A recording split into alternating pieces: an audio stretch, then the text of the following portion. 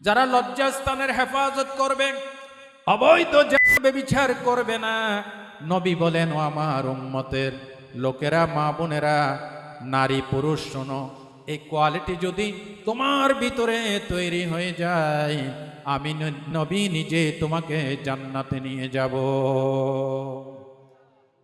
আল্লাহর নবী বলেছেন, সহিহ আল বুখারীর হাদিস, মাইয়াদমান লিমা বাইনা লিহিয়াইহি ওয়া মা বাইনা রিজলাইহি আদমান লাহুল জান্নাহ। আমার নবীজি বলেন, ও আমার উম্মতেরা, যদি দুইটা জিনিসের গ্যারান্টি আমাকে দিতে পারো, দুই ছোয়ালের মধ্যবর্তী স্থান জিহ্বা, দুই রানের মধ্যবর্তী স্থান লজ্জাস্থানের হেফাজতের গ্যারান্টি যদি দিতে পারো, আমি নবীও গ্যারান্টি দিয়ে বলছি, আদম আল্লাহুল জান্নাহ, আমি তোমার জন্য জান্নাতের গ্যারান্টেড হয়ে গেলাম। যুবক বাবাজিরা, মুরব্বী বাবাজিরা, নবী যদি আমার জান্নাতের গ্যারান্টেড হয়ে যায়, আমাদের কোনো টেনশন আছে? জোরে কোন টেনশন আছে? তাহলে এই কোয়ালিটি অর্জন করেন, জান্নাতের জন্য আপনাকে আর টেনশন করতে হবে না। আমার এই প্রিয় জন্মভূমি বাংলাদেশে আমরা জেনার পথকে সহজ করে দিয়েছি, আর বিয়ে শাদীর পথকে আমরা কঠিন করে দিয়েছি। বাংলাদেশের রিসোর্টগুলিতে, আভিজাত্যপূর্ণ এলাকার হোটেলগুলিতে জেনা ব্যভিচার হয় কিনা? আরো আস্তেকন হয় কিনা? 14ই ফেব্রুয়ারি বিশ্ব বেহায়া দিবসে এবং বিভিন্ন রকমের দিবস উদযাপন করার জন্য নারী পুরুষের ডলাডলি হয়, জেনা ব্যভিচার হয় নাকি হয় না? আমার দেশের যুবক বাবাজিদেরকে ধ্বংস করে দিয়েছে। এটা আইন করে প্রতিরোধ না করলে বাংলাদেশ আল্লাহর গজবে ধ্বংস হয়ে যাবে। সতর্ক হন। আল্লাহ মাঝে মাঝে রেড সিগন্যাল দিয়ে থাকেন, বান্দা সতর্ক হও। যেমন আজকে জুমাবারে আল্লাহ একটা রেড সিগন্যাল দিয়েছেন। এই কয়েকজন জানে, আর কেউ জানে না। বাংলাদেশে আজকে ভূমিকম্প হয়েছে কিনা? ভূমিকম্প হয়েছে কিনা? এই স্বৈরাচারী দল, জুলুম শোষণকারী দল, সতর্ক হয়ে যাও। আল্লাহ মাঝে মাঝে ভূমিকম্প দিয়ে রেড সিগন্যাল দেন। জমিনের আধিপত্য কারো নয়, রেড সিগন্যাল ভূমিকম্প দিয়ে আল্লাহ মাঝে মাঝে বুঝাই দেন, জমিনের আধিপত্য কর্তৃত্ব শুধুমাত্র আল্লাহ। ঠিক কিনা বলেন? যিনি অনাদি, যিনি অনন্ত, যিনি অব্যয়, যিনি অক্ষয়, যিনি শাশ্বত, যিনি চিরন্তন, যিনি আছেন, যিনি থাকবেন, যিনি ছিলেন, যা শুরু নাই, যা শেষও নাই, তিনি কে? তিনি কে? আল্লাহ মাঝে মাঝে রেড সিগন্যাল দিয়ে বুঝাই দেন। আজকের ভূমিকম্পটা ছিল 5.7 মাত্রার ভূমিকম্প। 5.7 মাত্রার ভূমিকম্প নরসিংদী মাধবদী থেকে এটার উৎপত্তি হয়েছে। আর এই ভূমিকম্পটা যদি আবহাওয়া তত্ত্ববিদদের মতে, বিজ্ঞানীদের মতে, এটা যদি 9 আসতো, 9 আসতো, তো আজকের আর এই মাহফিল হইতো না। গোটা বাংলাদেশ তছনছ হয়ে যেত। ঠিক কিনা বলেন? এই জন্য আল্লাহ মাঝে মাঝে রেড সিগন্যাল দিয়ে দেন। বেশি বাহাদুরি করো না। জমিনে অহংকার কারো চলবে না, অহংকারের মালিককে। এই জন্য ভূমিকম্প থেকে, আল্লাহর আযাব ও গজব থেকে যদি দেশকে বাঁচাতে চান, অনতিবিলম্বে পার্লামেন্টে আইন করে লজ্জাস্থানের অপব্যবহার, জেনা ব্যভিচার এই বাংলাদেশ থেকে চিরতরে বন্ধ করতে হবে।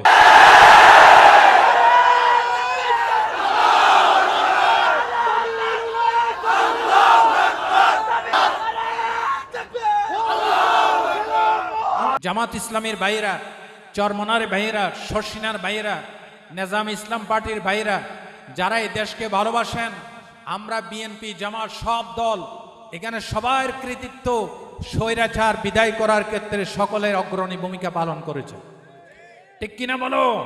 সুতরাং হিংসা ভুলে যান। আমার যুবক বন্ধুগণ যে আয়োজন দিয়েছে, আমার মন খুশি হয়ে গেছে। আল্লাহু আকবার বলেন। No BNP, no Jamaat Islami, no Charmonai, no Khelafat Majlis, কোন দল নাই। কোরআন সুন্নাহর পক্ষে, ইসলামের পতাকা তোলে, দেশের পক্ষে, স্বাধীনতার পক্ষে আমরা সকলে আছি ইনশাআল্লাহ। আছে কিনা বলেন? নারায়ে তাকবীর। দিন ইসলাম, দিন ইসলাম। কোরআন হাদিস যেখানে, কোরআন হাদিস যেখানে, আলেম ওলামা যেখানে। আর যারা হারাম খায় তাদের জবান দিয়ে কখনো সত্য কথা বের হবে না, কারণ তার রক্ত দূষিত হয়ে গেছে, তার গোশত দূষিত হয়ে গেছে। এই ধরনের হারামখোর বাংলাদেশে আছে কিনা বলেন? বাংলাদেশের ব্যাংকগুলি খেয়ে জুখা করে ফেলছে, টাকা বিদেশে পাচার করেছে। এই মিথ্যাবাদী হারামজাদার গোষ্ঠীরা বাংলাদেশে ছিল এক সময়, ঠিক কিনা বল? জরকন ঠিক কিনা? সম্মানিত ভাইরা, আসলে কি যারা হারাম খায় তারা কি সত্য বলে? বলে না। হালাল খাইলে সত্য মুখ দিয়ে গড় গড় করে বের হয়। আল্লাহ আমাদেরকে হালাল খাওয়ার তৌফিক দেন। এক মা তার ছেলের আজকে প্রথম চাকরি হয়েছে, ছেলের চাকরিতে যাচ্ছে, মা ডেকে বললেন, বাবা এদিকে আসো, তোমাকে একটা নসিহত করি। বাবা তুমি বলো তো হারাম, কিন্তু টোট লাগাইতে পারবা না। তো ছেলে বলতেছে হারাম বলতে পারতেছে না, কারণ হারামের ম যখন মিলাবেন ঠোঁট দুইটা লাগবে নাকি লাগবে না? আচ্ছা, ঠোঁট লাগানো ছাড়া হারাম বলতে পারবেন? হারাম হবে। এখন ছেলে বলতেছে, মা ঠোঁট লাগানো ছাড়া তো আমি হারাম বলতে পারতেছি না। কত এর দ্বারা তোমাকে বুঝাইলাম, বাবা তুমি চাকরিতে গিয়ে যদি হারাম ইনকাম করো তুমি টাকা কামাইবার ঠিকই বাবা, কিন্তু আল্লাহর রহমতের দরজা, আল্লাহর রহমতের দরজা, আল্লাহর বরকতের দরজা তোমার জন্য বন্ধ হয়ে যাবে। হারাম বললে যেমন ঠোঁট বন্ধ হয়ে যায়, তদ্রূপ তুমি হারাম খাইলে আল্লাহর রহমতের বরকতের দরজা তোমার জন্য বন্ধ হয়ে যাবে, ঠিক কিনা কোন? বাবা এটা এবার তুমি হালাল বলো তো।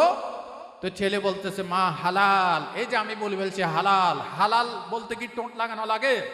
না। মা বললেন, বাবা এই যে হালাল বললে ঠোঁট লাগানো লাগে না, এরকম মুখটা খোলা থাকে। তুমি হালাল খাইলে, হালালের উপর জীবন করলে আল্লাহর রহমতের দরজা, বরকতের দরজা, সফলতার দরজা সব সময় তোমার জন্য খোলা থাকবে। মারহাবা বলেন। আজকের মাহফিলের শপথ হোক, মা বোনেরা শপথ করেন, স্বামীকে আমরা হারাম খাইতে দেব না, বলেন ইনশাআল্লাহ। মা বোনের এক পদের মা বোনেরা আছে, সব সময় ক্যান স্বামীকে পডর করতে করতে স্বামীটাকে, ভালো স্বামীটাকে খারাপ করে ফেলে, আছে না নাই? স্বামী রিক্সা চলে, হালাল খায়, বলে যে কি গো তুমি কোন ফকির উদ্দিন মোল্লা?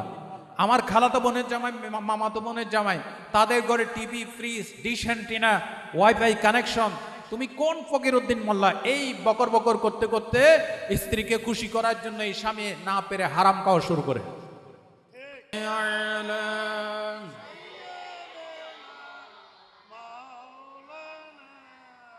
وعلى آل سيدنا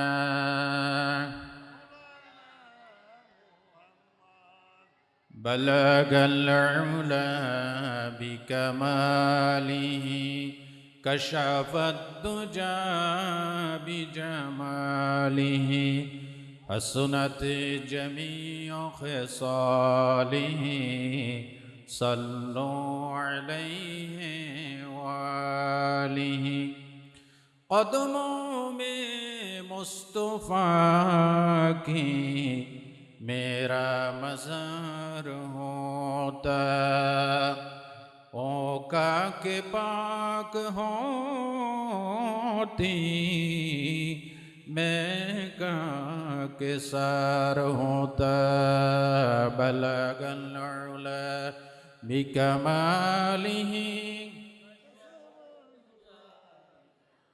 حسنت جمیع خصالہ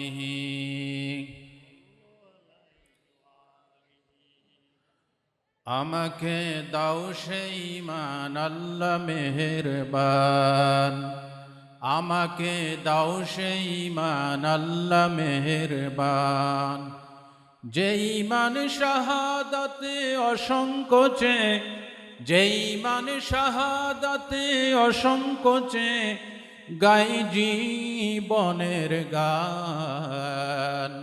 আমাকে দাও সেই মান আল্লাহ মেহেরবান, আমাকে দাও সেই মান আল্লাহ মেহেরবান। আল কোরআনের আহ্বানে হেরার পথে এসে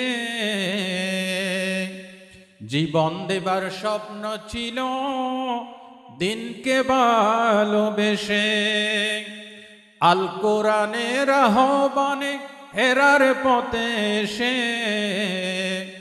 জীবন দেবার স্বপ্ন ছিল দিনকে ভালোবেসে। আমাকে দাও সেই আবেগ, দাও সেই মান, আমাকে দাও সেই আবেগ, দাও সেই মান। প্রভু হে রহিম রহমান, প্রভু হে রহিম রহমান। আমাকে দাও সেই মান আল্লাহ মেহেরবান, আমাকে দাও সেই মান আল্লাহ মেহেরবান। যেই মান শাহাদাতে অসংকোচে, যেই মান শাহাদাতে অসংকোচে গাই জীবনের গান। আমাকে দাও সেই মান আল্লাহ মেহেরবান, আমাকে দাও সেই মান আল্লাহ মেহেরবান। সবাই বলেন আমিন। আলহামদুলিল্লাহ সুম্মা আলহামদুলিল্লাহ।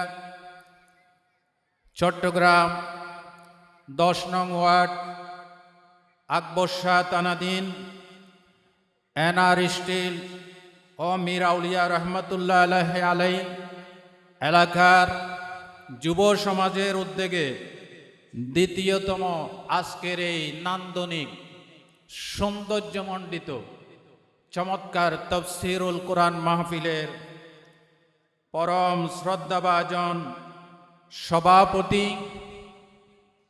মঞ্চে উপস্থিত রয়েছেন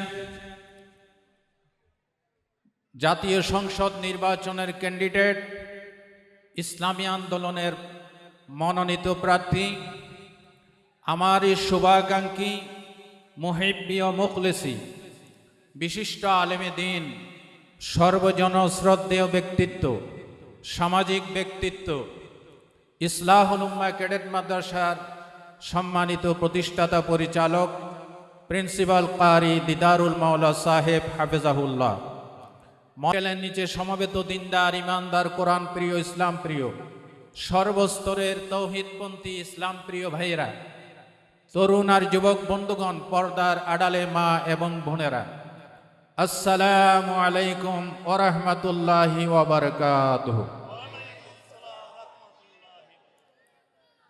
আপনারা সবাই ভালো আছেন তো? জোরে সরে বলেন তো, সমস্ত প্রশংসার মালিক কে? আজকে যে এত সুন্দর একটি মাহফিলে আল্লাহ আমাদেরকে আয়োজন করার, কথা বলার, আপনাদেরকে আসার তৌফিক দিলেন। এই যে যুবক বাবাজিরা আমাকে বলল, ওনারা 25 জন যুবক ভাইয়েরা এই মহতী উদ্যোগ নিয়েছে। আমার দেশের যুব সমাজ যদি একসাথ হয়, যে কোনো কাজ করা সম্ভব, ঠিক কিনা?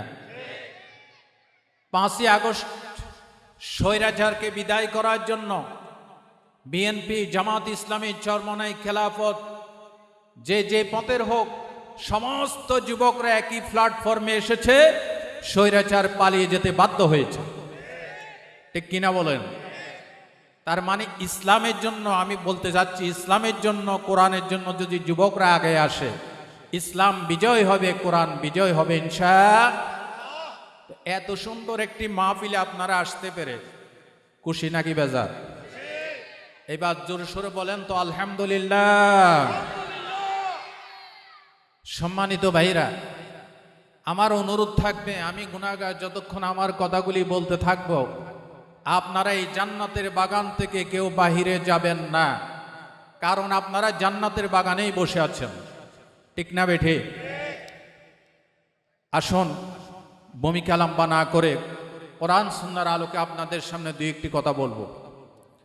আজকে আমি নবী করিম সাল্লাল্লাহু আলাইহি সাল্লামের একটি হাদিস থেকে কথা বলবো, যে হাদিসে নবীজি আমাদেরকে 5টি 6টি কথা বলেছেন।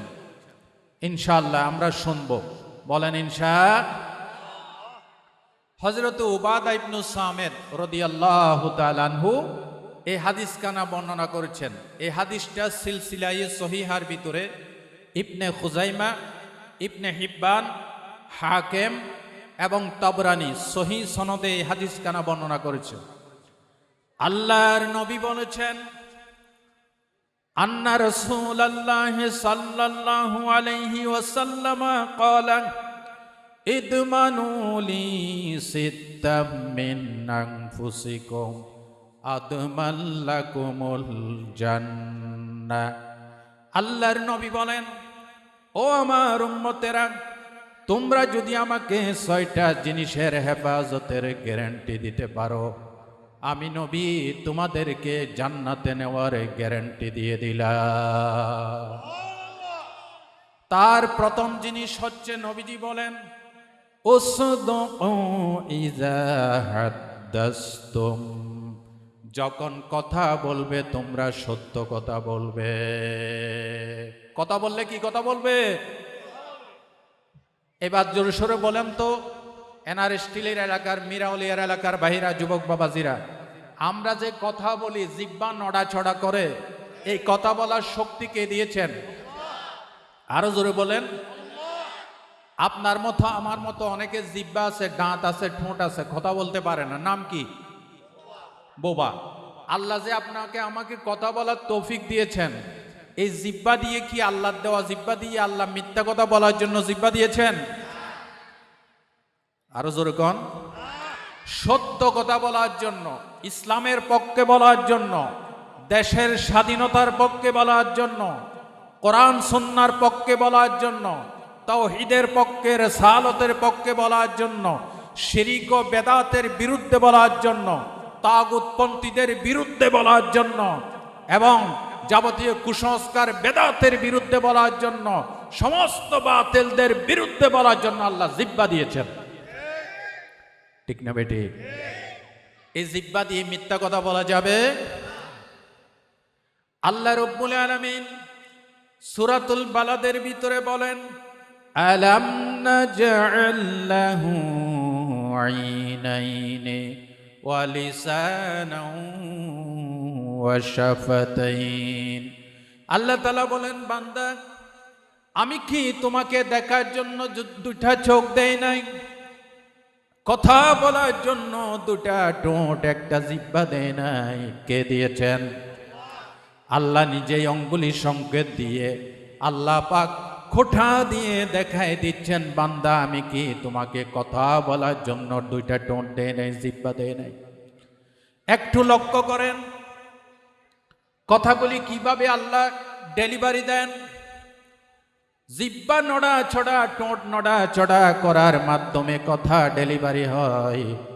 জিহ্বা যদি বলে, ঠোঁট তুমি নড়াচড়া করো গিয়ে, আমি জিহ্বা মুরাকাবায় বসলাম, নড়াচড়া করতে পারবো না, তাহলে কথা বের হবে? আরো জোরে বলেন। আবার জিহ্বা, ঠোঁট যদি বলে, জিহ্বা তুমি কথা বলো গিয়ে, আমি তালা এঁটে দিলাম, মুখে ঠোঁটে তালা লাগাই দিলাম, তাহলে কথা বের হবে? তাহলে আল্লাহর কুদরতের দিকে খেয়াল করেন। জিহ্বা উঠানামা করতেছে, ঠোঁট নড়াচড়া করতেছে, আর জিহ্বা দিয়ে বাংলা ভাষা হয়ে, ইংরেজি ভাষা হয়ে, উর্দু ফার্সি হয়ে, চিকিৎসা বিজ্ঞানীরা বলেছেন বর্তমান বিশ্বে 4,500 ভাষা আছে। কোনো ব্যক্তি যদি ইচ্ছা করে এক জিহ্বা দিয়ে 4,500 ভাষা বলতে পারবে। আলাদা আলাদা জিহ্বার দরকার নাই, এই এক জিহ্বা দিয়ে 4,500 ভাষা বলতে। জিহ্বার উপরে এই কুদরত কার? আরো জোরে বলেন, কার? তো আল্লাহ এই জিহ্বা দিয়েছেন মিথ্যা কথা বলার জন্য নাকি সত্য কথা বলার জন্য? আরেকটি জিনিস লক্ষ্য করছেন এনআর স্টিলের ভাইরা, আপনার মতো আমার মতো গরু ছাগল জিহ্বা তাদের আছে, দাঁত আছে, ঠোঁট আছে, আছে না নাই? আপনারা কোরবানির সময় গরু জবাই করছেন না? তো দেখছেন না জিহ্বা কেন আছে না নাই? ঠোঁট আছে না নাই? দাঁত আছে কি না? একেবারে মানুষের দাঁতের মতো, কিন্তু গরু, ছাগল, বেড়া, চতুষ্পদ প্রাণীরা কথা বলতে পারে না কেন? একই রকমের জিহ্বা, আমরা পারি কেন? কোনোদিন চিন্তা করছেন? চিন্তা করেন নাই, খালি ফটর ফটর করেন, কিন্তু এই জিহ্বার কথাগুলি ডেলিভারি দেয় কিভাবে কোনোদিন চিন্তা করেন নাই। এবার আমি বলি, আপনারা শুনবেন। কই জোরে কইলেন না তো? কি আবার কোনো ভয়টই পাননি? ভয় পাবেন কাকে? আমরা আল্লাহ ছাড়া কাউকে ভয় পাই? আর এখানে কোরআন হাদিসের তাফসীর হচ্ছে, আল্লাহর কথা, রসুলের কথা হচ্ছে, কাকে ভয় করব? আমরা তো মানুষের গোলামি করি না, আমরা গোলামি করি কার? ভয়টই পাইছেন? তাই দেখি একজন একটা জোরে সহ তাকবীর দেন তো, নারায়ে তাকবীর আল্লাহু আকবার, দেন। আল্লাহু আকবার, আল্লাহু আকবার, আল্লাহু আকবার। ঘরে ঘরে জালো, ঘরে ঘরে জালো। মাশাআল্লাহ, এইবার না মনে হচ্ছে এনআর স্টিলে একটা মাহফিল হচ্ছে, ঠিক কি না? আপনারা জিন্দা আছেন নাকি ঘুমাই গেছেন? গা জিন্দা আছেন তো জিন্দা থাকবেন তো ইনশাআল্লাহ। ইমান ঠিক করেন, ইসলাম ঠিক করেন। ইমানদার মরলো রুহু চলে যায়, কিন্তু ইমান মরে না। এবার খেয়াল করেন, পয়েন্টে ফিরে আসেন। চিকিৎসা বিজ্ঞানীরা বলেছেন, আমরা গরু, ছাগল, বেড়া, দুব্বা এদের ব্রেন অপারেশন করেছি, আর মানুষের ব্রেন অপারেশন করেছি। মানুষের ব্রেন অপারেশন করে দেখেছি, মানুষের মাথার ভিতরে আল্লাহ রব্বুল আলামিন ব্রোকার জোন নামে একটি জিনিস দান করেছেন, যেটা গরু, ছাগলের ব্রেনের ভিতরে, মাথার ভিতরে পাওয়া যায় নাই। চিকিৎসা বিজ্ঞানীরা বলেছেন, এই ব্রোকার জোনের কারণে মানুষ কথা বলতে শিখেছে, কথা বলতে পারে। এই কথা বলা শিক্ষা কে দিয়েছেন? জোরগণ আল্লাহ তাআলা বলেন, খালাকাল ইনসানা আল্লামাহুল বায়ান। কি বলেন? কোরআন শরীফে আছে না নাই? কোন সূরায় আছে? সূরাতুর রহমান। খালাকাল ইনসান, হি হ্যাজ ক্রিয়েটেড ম্যান, আল্লামাহুল বায়ান, and he has taught him an intelligent speech. তিনি মানুষ সৃষ্টি করেছেন এবং মানুষকে কথা বলার জন্য কৌশলগত শিক্ষা দিয়েছেন। কে দিয়েছেন? তো আল্লাহ জিহ্বা দিয়েছেন, জবান দিয়েছেন, মিথ্যা বলার জন্য নাকি সত্য বলার জন্য? ইসলামের পক্ষে নাকি বিপক্ষে? সত্যের পক্ষে নাকি বিপক্ষে? আল্লাহ আমাদেরকে তৌফিক দান করেন। এই যে মিথ্যা যদি বলি, ইসলামের বিপক্ষে, কোরআনের বিপক্ষে, হাদিসের বিপক্ষে, ন্যায়ের বিপক্ষে যদি বলি, আল্লাহ হিসাব নিবে কিনা? কথা কয় না? হিসাব নিবে কিনা? আল্লাহ রাব্বুল আলামিন সূরাতুল কাফের ভিতরে বলেন, ইয ইয়াতালাক্কাল মুতালাক্কিয়ানি আনিল ইয়ামিনি ওয়া আনিশ শিমালি কঈদ মা ইয়ালফিযু মিন কওলিন ইল্লা লাদাইহি রাকীবুন আতীদ। জোরে সোরে বলেন আল্লাহু আকবার। আল্লাহ রাব্বুল আলামিন বলেন, তোমাদের ডানে এবং তোমাদের বামে আমি প্রহরী লাগাই রাখছি, রেকর্ডকারী লাগিয়ে রেখেছি। তুমি যেটাই বলো না কেন, সাথে সাথে হেফাজত করে রেকর্ড করে রাখে। রব্বুল আলামিন বলেন, তোমার এমন একটা বাক্য, এমন একটা ওয়ার্ড, এমন একটা শব্দ বাদ পড়ে না, সাথে সাথে ফেরেশতারা রেকর্ড করে ফেলে। এই জন্য বলছি ভাইরা, মা বোনেরা শোনেন, এমন কোনো কথা বলা যাবে না যেই কথার কারণে আমাদের দোজখের অর্ডার হয়ে যায়, যেই কথা বলার কারণে মিজানের পাল্লা, পাপের ওজন ভারী হয়ে যায়, যেই কথা বলার কারণে নবীজির কাছে দুশ্মন হয়ে যায়। এই ধরনের কথা বলা যাবে? আর জোরে কোন? সুনান তিরমিজির বর্ণনায় বিশ্বনবী বলেছেন, ইন্নার রাজুলা লা ইয়াতাকাল্লামু বিল কালিমা। মানুষ অনেক সময় এমন কথা বলে, লা ইয়ারা বিহা বাসান, মানুষ মনে করে কোনো অসুবিধা নাই, আগে বলে নেই।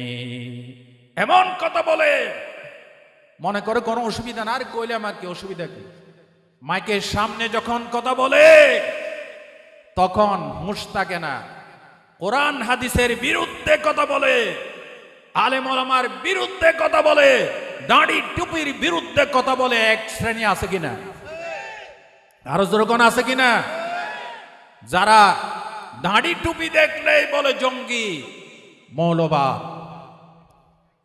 আছে কিনা? আচ্ছা বলেন, দাড়ি কার? আল্লাহ। দেখছেন, দাড়ি নবী সুন্নত, দাড়ি কার? টুপি কার? সুন্নত। আরে ভাই, জোশে ফালাইন না, হোসে ফালাইন। আপনারা আমার কথা বুঝেন? যদি জিজ্ঞায় কি বুঝেন না, কইবেন হুজুর কি যে বুঝি না, হেডেই তো বুঝি না। আপনারা কি এরকম কথা বোঝা যায়? দাড়ি কার? সুন্নত, নবী সুন্নত। হ্যাঁ, তো দাড়ি লোকটা খারাপ হতে পারে, দাড়িকে কটাক্ষ করে কথা বলা যাবে? টুপিকে কটাক্ষ করে কথা বলা যাবে? দাড়ি টুপি দেখলে যারা গত 16 বছর জঙ্গি জঙ্গি তকমা দিয়েছে, ইসলামের সাথে গাদ্দারি করেছে, তাদেরকে আল্লাহ দেশ ছেড়ে পালিয়ে যেতে বাধ্য করেছে। ঠিক কিনা বলো? দাড়ি টুপি দেখলে যারা দেখো তুমি হইবা আবু জেহেলের সঙ্গী। ঠিক কিনা? আমরা দাড়িকে মহব্বত করি, যেই দলের লোক হোক, লোকটা খারাপ হোক, কিন্তু দাড়ি দেখলে আমার নবী সুন্নত। ঠিক না ভাই? টুপি দেখলে এক সময় এই বাংলাদেশে নবীর টুপিকে কুত্তার মাথায় পরানো হয়েছিল। ঠিক কিনা বলেন? আমরা চাই না কেউ ক্ষমতা নিয়ে ইসলামের সাথে, টুপি দাঁড়ির সাথে বেঈমানি করুক, আমরা চাই না। আপনারা চান? যেরকম চান। এই জন্য আমরা ন্যায়ের পক্ষে থাকতে হবে। বলেন ইনশাআল্লাহ। খেয়াল করেন, রাসূলুল্লাহ বলেছেন, মানুষ অনেক সময় এমন কথা বলে মনে করে কোনো সমস্যা না, আরে কইলাম আর কি, মিথ্যা একটা কইলাম আর কি, কোনো সমস্যা কি? হাদিসের বাকি অংশ শুনেন। আল্লাহর নবী বলেছেন, মানুষ অনেক সময় এমন কথা বলে মনে করে কোনো অসুবিধা নাই। নবীজি বলেন, অসুবিধা কি হবে একটু শোনো। ইয়াহবি বিহা সাবঈনা খরিফাম ফিন্নার। এই একটি মিথ্যা কথা বলার কারণে, জুলুমের পক্ষে, শোষণের পক্ষে কথা বলার কারণে, মদের পক্ষে, জুয়ার পক্ষে কথা বলার কারণে আল্লাহ তাআলা বলেন, আল্লাহর নবী বলেছেন 70 বছর তাকে জাহান্নামে থাকতে হবে। এই 11 days মার্কা, নাউজুবিল্লাহ। আরো জোরে কর নাউজুবিল্লাহ। একটি খারাপ কথা বলার কারণে বান্দা মনে করে কোনো অসুবিধা না, আর নবীজি বলেন 70 বছর জাহান্নামে থাকুন লাগবে।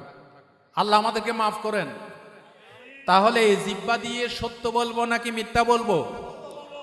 আজকে আমাদের মা বোনেরা, বিশেষ করে পুরুষরা তো আছে, কিছু কিছু মা বোনেরা স্বামীর সাথে এত খারাপ কথা বলে মাঝে মধ্যে। অবশ্যই এনার স্টিলের মা বোনরা ভালো, আমি বাইরে কথা বলতেছি। স্বামী, শুনেন, বুখারী শরীফের হাদিস, কিতাবুন নেকাত, ওই হাদিসটা এসেছে। বুখারী শরীফের হাদিসে এসেছে, একদিন নবীজি বলেছেন, আমি নামাজ পড়তেছিলাম, নামাজের মধ্যে আল্লাহ আমাকে জান্নাত জাহান্নাম দেখাইছে। এই কয়েকজনে কইছে সুবহানাল্লাহ, বাকিরা কথাই কয় না। নামাজের মধ্যে আমাদের নবীকে আল্লাহ জান্নাত জাহান্নাম দেখাইছে। এবং নবীজি বলেন, বুখারীর হাদিস, এরকম হাত বাঁধা অবস্থায় নবীজি এক থোকা খেজুর এইভাবে নেওয়ার জন্য হাত বাড়িয়েছে। ফেরেশতারা বলেছেন, এখন নিয়েন না, একটু ওয়েট করেন। সুবহানাল্লাহ। নবীজি বলেন, এই এক থোকা খেজুর যদি নিতে পারতাম, তোমরা এই জান্নাতের খেজুর বা জান্নাতের আঙ্গুর কিয়ামত পর্যন্ত পৃথিবীর সমস্ত মানুষ খাইলেও শেষ হবে না। রাসূলুল্লাহ বলেন, আল্লাহ আমাকে তখন জান্নাত জাহান্নাম দেখাইছে। তখন আমি দেখলাম জাহান্নামের ভিতর ফারাআইতু আকসার আহলিহান নিসা, জাহান্নামে অধিকাংশ মহিলা। জাহান্নাম অধিকাংশ কি? মহিলা। এক সাহাবী বলল, ইয়া রাসূলুল্লাহ, আয়াকফুরুনা বিল্লাহ, মহিলার কি আল্লাহর সাথে কুফরি করে? রাসূলুল্লাহ বলছেন আমি আল্লাহর সাথে কুফরির কথা বলি নাই, বাল ইয়াকফুরনাল আশির, বরং মহিলারা স্বামীর সাথে নাফরমানি করে। কি নাফরমানি করে? রাসূলুল্লাহ ব্যাখ্যা দিচ্ছেন। হাদিস, নিজের থেকে কোনো কথা বলবো না, হাদিস থেকে শোনাচ্ছি। মারহাবা বলেন। আল্লাহর নবী বলেন, শোনো, তুমি যদি যুগের পর যুগ তোমার স্ত্রীকে ভালো ব্যবহার দাও, লাউ আনতা এহদা হুন্না, তুমি যদি আহসানতা এহদা হুন্না, তুমি যদি তোমার স্ত্রীকে যুগের পর যুগ ভালো ব্যবহার দাও, ফারাআত মিনকা শাইয়ান, হঠাৎ করে একদিন একজন একটু ব্যবহার খারাপ হয়েছে আর কি, প্রতিদিন ভালো খাওয়ায়, একদিন একটু খারাপ খাওয়াইছে, তো বলেই বসে, ফামা রাআইতু মিনকা খাইরান কত, আরে তোমার সংসারে এসে জীবনে একটা ভালো জিনিস পাইলাম না। বলে কিনা? আর যেরকম বলে কিনা? আজীবন ভালো শাড়ি দিয়েছেন, একদিন একটু খারাপ শাড়ি নিয়ে এসেছেন, বলেই বসলো যে তোমার সংসারে এসে আজকে 30 বছর একটা ভালো শাড়ি ভালো ব্যবহার পাইলাম না। কয় কিনা? অবশ্য সব মা বোনারা খারাপ না, কিছু কিছু মা বোনারা বলেন, আর আমাদের এনআর স্টিলের এই আকবর্ষা এলাকার মা বোনারা তো অনেক ভালো। মারহাবা বলেন। আবার আমি গেলে আমার বিচার করি ছাড়বো। এখন পুরুষ ভাইরা মনে মনে চিন্তা করতেছে এই হুজুর খুব ভালো, আজকে আঙ্গু স্ত্রীদের ভালো করে সাজা হবে। এবার আসেন আপনার দড়ি।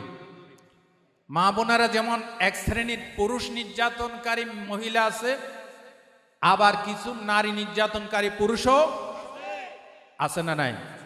তরকারিতে জাল বেশি হয়েছে কেন, মরিচ কম হয়েছে কেন, এই নিয়ে পিটাইতে পিটাইতে পিটাইতে অস্থির করে ফেলে। এক ঘরের স্ত্রী নাকি সব সময় স্বামীকে কইতো গোলামের পুত, হে গোলামের পুত, এরকম কয় কিনা? কয় কিনা? একদিন স্বামী এসে এমন পিটান দিছে, এত পিটান দিছে একেবারে অস্থির হয়ে গেছে, সেন্সলেস, বেহুশ হয়ে গেছে। লোকেরা পানি টানি ডালছে, এরপরে সবাই বলতেছে আজকে মনে হয় বাঁচবো না, জিব্বা নড়তেছে। একজনে কয় দেখি তো কালমা পড়তেছে, মনে হয় জিব্বা নড়ে। জিব্বার কাছে কান নিয়ে দেখতেছে কালিমা তো পড়ে না, কইতেছে হে গোলামের পুত তুই মরস না কেন? হচ্ছে আমাদের অবস্থা, ঠিক কিনা বলো? ও মা বোনেরা, জিব্বা দিয়েছে আল্লাহ, জিব্বা কে দিয়েছেন? খবরদার স্বামীর বিপক্ষে বলবেন না, স্বামীর বিপক্ষে বলবেন না। আর পুরুষ ভাইয়েরাও যারা বিয়ে শাদী করেছেন, স্ত্রীর গীবত সমালোচনা করেন না। স্ত্রী আপনার টাকার কেনা গোলাম নয়। আল্লাহ রসুল বিদায় হজের ভাষণে বলেছেন, তুমি কালিমাকে সাক্ষী রেখে পরের একজন স্ত্রীকে হালাল করেছো, খবরদার কথায় কথায় তাকে দাসীর মতো প্রহার করবা না, তাকে মারবা না, নিষেধ করেছেন মুহাম্মদুর রাসূলুল্লাহ। যাই হোক, পয়েন্টে ফিরে আসেন। রাসূলুল্লাহ বলেছেন বান্দা অনেক সময় এমন কথা বলে হুঁশ নাই, কিন্তু এই কথার কারণে তাকে 70 বছর জাহান্নামে থাকতে হবে। আল্লাহ আমাদেরকে মাফ করুক। আরো জোরে বলেন আমিন। ভাই ও বন্ধুগণ, জবান দিয়ে যদি ভালো কথা বের হয়, আল্লাহ এত খুশি হয়ে যায়। একটু খেয়াল করেন, দেশ চালাচ্ছেন হযরত ওমর। কে দেশ চালাচ্ছেন? হযরত ওমর দেশ চালাচ্ছেন। রাতের বেলায় তিনি ঘুরে ঘুরে প্রজাদের, দেশের লোকদের অবস্থা অবলোকন করতেন, কে সুখে আছে, কে দুঃখে আছে, কে খেয়ে আছে, না খেয়ে আছে। হযরত ওমর এমন রাষ্ট্রপতি ছিলেন, দুলার তখ্তে দুলার আসনে বসে অর্ধ পৃথিবী হযরত ওমর শাসন করেছেন। ঠিক না বে ঠিক? আহারে, এগুলি আজকে সোনার হরিণ হয়ে গেছে, সোনালী অতীত, সোনালী অতীত। আল্লাহ ওমরের মতো রাষ্ট্রপ্রধান দেশে দেশে দান করেন, বলেন আমিন। আজও সেই কোরআন আছে, হাদিস আছে, সেই ঈমান আর মানুষে নেই। সেই আবু বকর, ওমর, ওসমান, আলী, হায়দার নেই। এজিদের রাজতন্ত্র আছে আগের মতোই, ঠিক না বেঠে? এজিদের রাজতন্ত্র আছে আগের মতোই। হুসাইনের সেই জিহাদ নেই, হুসাইনের সেই জিহাদ নেই। গর্জে ওঠো, আরেকবার গর্জে ওঠো হুসাইনের দরবারে নিয়ে এজিদের রাষ্ট্র ক্ষমতা খান খান করে দিতে হবে, জুলুম শোষণের অবসান করতে হবে। হুসাইনি মুসলমান আমরা হতে চাই কিনা? কারা কারা হুসাইনি মুসলমান হতে চান? কোরআন সুন্নাহর পক্ষে কারা আছেন? তাকবীর দিয়ে আল্লাহকে দেখাই দাও। আল্লাহু আকবার, আল্লাহু আকবার, আল্লাহু আকবার। মাশাআল্লাহ বলেন, মাশাআল্লাহ। ভাইয়েরা আমার, কষ্ট হচ্ছে? ভাই ও বন্ধুগণ খেয়াল করে শোনেন, হযরত ওমর দেশ চালাচ্ছেন, গভীর রাত তিনি হাঁটতেছেন, হঠাৎ করে লক্ষ্য করলেন একটা বস্তির ভিতরে কুঁড়ে ঘরের ভিতরে ফিস ফিস করে আওয়াজ শোনা যাচ্ছে। শেষ রাত, ভোর রাত, ঘরের কাছে গিয়ে হযরত ওমর কান পেতে শুনলেন এক বুড়ি মহিলা তার মেয়েকে বলতেছে, বেটি দুধ দহন করায় রাখছি, গরুর দুধ দহন করায় রাখছি, জলদি করে দুধের সাথে পানি মিশা। জোরে বলেন নাউজুবিল্লাহ, আরো জোরে কোন নাউজুবিল্লাহ। এরা আপনারা কোন দুধে পানি মেশান যাই যাইব? জোরে কোন মুরব্বী। এখানে আমি দুধ খাই, কিনা খাই, মডেল পল্লী থেকে দুধ নিয়ে যায় আমার ঘরে, 80 টাকা করে কেজি। আগে আসছিল 70 টাকা কেজি, এখন কত? 80 টাকা। হুদা কোনো মজাই পাই না। হ্যাঁ, পানি মিশাই। এক পিসাবে নাকি মানা করছে দুধে পানি মিশান হারাম। তা এখন মুড়িতে কি করছে, ড্রাম ভর্তি পানির ভিতর দুধ ডালতেছে। আরে পিসাবে মানা করছে না দুধে পানি মেশা, আর পিসাবের কথাই তো মানতেছি। আমি দুধে পানি মিশাচ্ছি না, পানির সাথে দুধ মিশাচ্ছি। দেখছেন, গুড়াই খাইতেছে। আপনি টেকনিক করে গুড়াই খাইলে আল্লাহ বুঝি বুঝে না। জোরে কন। আমি রংপুর ওয়াজ করতে গেছিলাম, আমাকে শোয়াই রেখে ওই গরু দেখা যাচ্ছে, ওখানে গরু বাঁধা আছে গোয়ালে। হুজুর টাটকা দুধ খাইবেন না? আগে কোথায় আছে টাটকা দুধ? তো একবার গরুর থেকে দুধ দোহন করে দেখাচ্ছে আমাদেরকে। এটা তো আমাদের চট্টগ্রাম টাউনে সোনার হরিণ হয়ে গেছে। কোথায় কই যে আমাদের গরু আছে? আমি তো খামো তো, মাক না পাইলে খেয়ে না খায়। রংপুর গেছিলাম, কুড়িগ্রাম। আসলে আমি যে যত জায়গায় ওয়াজ করতে যাই, যেখানে যেটা খাই সেটা আমার মনে থাকে। আলহামদুলিল্লাহ কোন। তা আজকে আপনারা কি খাওয়াইবেন আমি তো জানি না। খানা টানা রেডি করছেন? খানা রেডি আছে? মাহফিল কমিটির বাইরে কই আছে? আমি তো দেখলাম বিরিয়ানি পাকাইতেছে। এই খালি এক ফদরে খাওয়ান চলবো? আর নাই? আরে ভাই, খাওয়ার জন্য বলতেছি না, আপনাদেরকে একটু হাসির খোরাক দিচ্ছি। রাগ হয়েছেন? বহু আগে একবার এক জায়গায় আমাকে কিং সাইজের একটা কই মাছ খাওয়াইছিল, কোন জায়গায় জানি মনে নাই। তো 3-4 বছর পর আমাকে আবার দাওয়াত করতে আসছে, হুজুর এলাকার লোকেরা আপনাকে আবার চায়। তা আমি জিজ্ঞাসলাম, কই মাছ আছে? হুজুর আপনার এখনো মনে আছে? আমি বলছি, ভাই মৃত্যুর আগ পর্যন্ত বলতাম না। হুজুর এগুলি আমরা মন্ত্রী মিনিস্টারদেরকে খাওয়াই না, আলেমুল আমাদের জন্য মহব্বত করি, টাটকা পুকুরের কই মাছ খাওয়াই। আলহামদুলিল্লাহ কোন। যাই হোক, আপনাদেরকে একটু হাসির খোরাক দিলাম। সম্মানিত ভাইয়েরা, হযরত ওমর কান লাগাই শুনলেন বুড়ি বলতেছে, মেয়েকে দুধের সাথে পানি মিশা, সকাল হলে বিক্রি করবি। জোরে কর নাউজুবিল্লাহ। হযরত ওমর এই ঘরের উপরে ক্রস চিহ্ন দিয়ে, লাল কালি দিয়ে ক্রস চিহ্ন দিয়ে নিজের গণভবনে চলে আসলেন। হযরত ওমর সকালবেলায় পুলিশ পাঠাই দিলেন, অমুক জায়গায় একটা ঘর আছে, সেখানে একজন বুড়ি আছে, বুড়ির মেয়ে আছে, তাদেরকে অ্যারেস্ট করে নিয়ে আসো। বুড়ি এবং বুড়ির মেয়েকে অ্যারেস্ট করে হযরত ওমরের দরবারে নিয়ে আসা হলো। হযরত ওমর বসে আছেন, আর বুড়ি এবং বুড়ির মেয়ে তত্তর করে কাঁপতেছে। হযরত ওমর বললেন, বুড়িমা দুধের সাথে পানি মিশাইলে কেমন হয়? বুড়ি বলতেছে, সর্বনাশ, এত দূর থেকে আপনি শুনে ফেলেছেন বুঝি?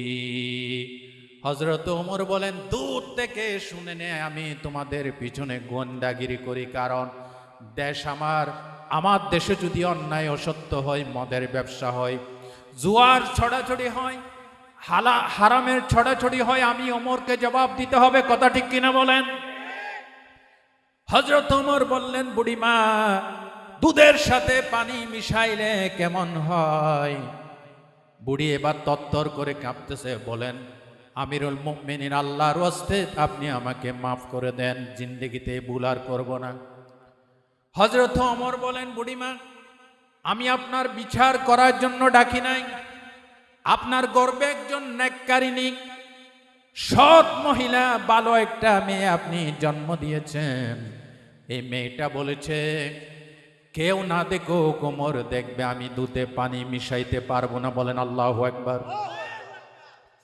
আমি আপনাকে প্রস্তাব দিচ্ছি, আপনার এই মেয়ে বিয়ে আমার পরিবারে দিতে আপনি রাজি আছেন কিনা? আমি তো বিয়ে করে ফেলেছি, বিয়ে করব না। আমার ছেলে আব্দুল্লাহর জন্য যদি আপনার এই মেয়েকে চয়েস করি, আপনি আমার ছেলের সাথে আপনার মেয়ের বিয়ে দিতে রাজি আছেন কিনা? আল্লাহু আকবার। দেখছেন, জিব্বা দিয়ে একটা ভালো কথা বলেছে শুধু। মা যখন বলেছে দুধে পানি মিশা, মেয়ে বলেছে আমি পারবো না। তখন মেয়ে বলেছে, মা বলেছে, ওমর এখন ঘুমাই আছে, ওমর দেখবে না। মেয়ে তখন বলেছিল, ওমর না দেখুক, ওমরের স্রষ্টা দেখবেন। ঠিক কিনা বলেন? এই একটি কথাতে হযরত ওমর খুশি হয়ে বস্তি এলাকা থেকে ওই বুড়ির মেয়েকে পুত্রবধূ করে ঘরে তুলে আনলেন। মারহাবা বলেন। ফলে কি হলো? এই মেয়ের ঘরে যে মেয়ে হয়েছে, সেই মেয়ের ঘরে যে মেয়ে হয়েছে, এই মেয়ের ওরস থেকে বিশ্ববিখ্যাত ইসলামের পঞ্চম খলিফা যাকে বলা হয় ফারুক সানি, ওমর ইবনুল আব্দুল আজিজের মতো জগৎ বিখ্যাত আল্লাহর ওলির পয়দা হয়ে গেল। বলেন মারহাবা। একটা কথা আছে, গাছ গুনে গোটা, গায়ে গুনে ঘি, মা গুনে ঝি। ঠিক কিনা বলেন? মা ভালো হলে সংসার ভালো হয়। যে ঘরের মা সবসময় মিথ্যা কথা বলে, বাবা মিথ্যা কথা বলে, ওই ঘরের ছেলে মেয়েরা কখনো সত্য কথা বলবে? আরো আসতে কন। বক্তৃতা অনেক সময় বলে থাকি, এক বাড়িওয়ালার কাছে পাওনাদার আসে ডাক দিয়েছে। বাড়িওয়ালার কাছে বলতেছে, বাড়িওয়ালা আছেন? বাড়িওয়ালা আছেন? ডাকাতে তো জমিদারকে বাড়িওয়ালা কর। আপনার দেশে কি কয়? ডাকাতে ওয়াজ করতে গেছিলাম, ওখানে জমিদারকে কি কয়? বাড়িওয়ালা, বাড়িওলি, বাড়িওয়ালা, বাড়িওলি। তো পাওনাদার এসে ডাক দিছে, বাড়িওয়ালা ঘরে আছেন? বাড়িওয়ালা তো শুনে বুঝে ফেলছে পাওনাদার আসছে।